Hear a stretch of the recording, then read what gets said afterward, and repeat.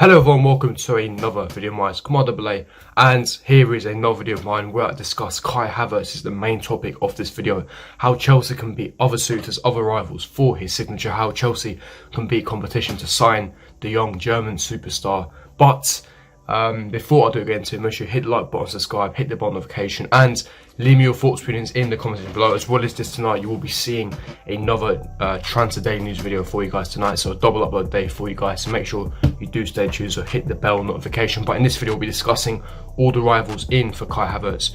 Many clubs interested, as we know, of course, as I've been reporting daily on this channel. He's speaking how we can potentially beat him and why I believe Chelsea do hold the upper advantage, the upper edge over the other rivals. But without further ado, let's get straight into this video. Now, starting off with the main clubs that are interested. Now, obviously, we know that Chelsea have serious interest in Kai Havertz. He's another top target for us, another marquee signing that the Chelsea hierarchy wants to complete. But obviously, there's other clubs interested. Those clubs are Bayern Munich, as we know, Real Madrid, Barcelona, and Manchester United. Now, I'll be running through each club, going into depth as to why, they're interested and why, we hold the upper edge in that sense. Now, starting off with our other Premier League rivals, Manchester United. Now, Manchester United hold serious interest in Kai Havertz. They want a marquee signing, essentially to sell more shirts and to be the iconic star of Manchester United, to be the poster boy of Man United, to be the future, to build a team around. Now, we know that they've also held long-term interest in Jadon Sancho, just like Chelsea, which may suit us in some sense. Now, we know Jadon Sancho interest has cooled recently because, of course, his wages per year, how expensive the actual package will be overall.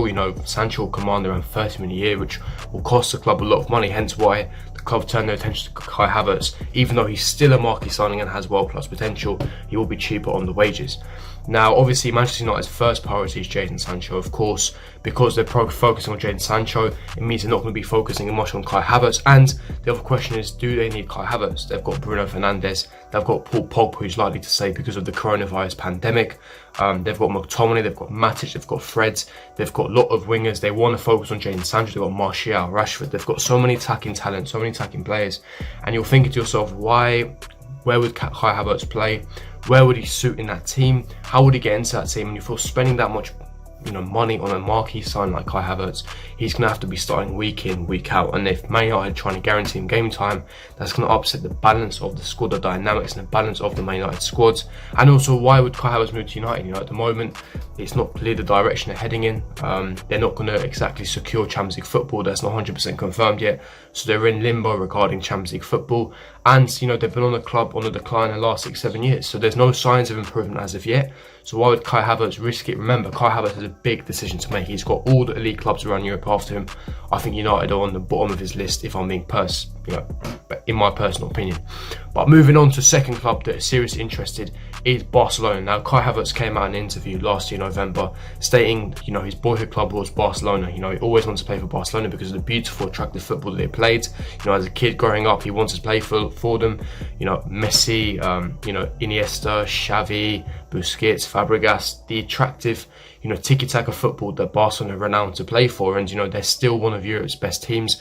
They're, top 3 biggest clubs in Europe right now. They've got a very rich history, one of the best teams in the world. And of course, who wouldn't want to play for Barcelona? That's why if Barcelona did come into the race for Kai Havertz's head could easily be swayed and he could potentially move to Barcelona. Now, a lot of you may be thinking, well, if Barcelona can't afford him now, then surely Kai Havertz will just wait until Barcelona can come in for him and continue his development at Bayer Leverkusen. Now, normally that would be the case, but he's already stated in interviews that he's open to leaving Germany, open to even moving to the Premier League, where he's interested and fascinated by the Premier League. And also, he's not going to be waiting around for a specific club. He wants to move this specific summer. So he's not going to wait around. Plus, the other advantage that Chelsea holds with the Barcelona saga is Barcelona are not prioritising Kai Havertz. Like I said, another club full of amazing talent, full of midfielders.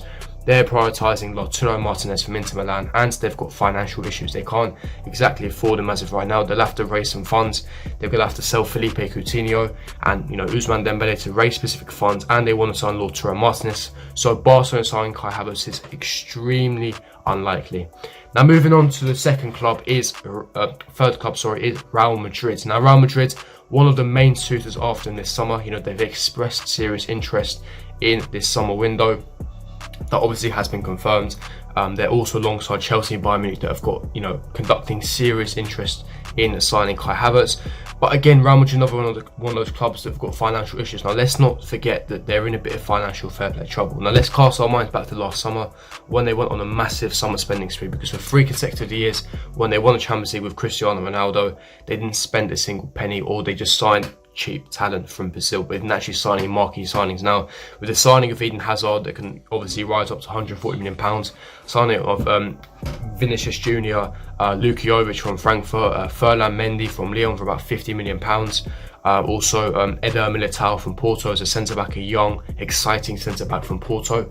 They spent around £250 million last summer. Now, they haven't really recuperated any of that, leaving them in a lot of financial fair play trouble. And because of them spending £250 million last year, not only are they in financial fair play trouble, but they've also got some normal financial troubles. They haven't got enough money to be spending this summer.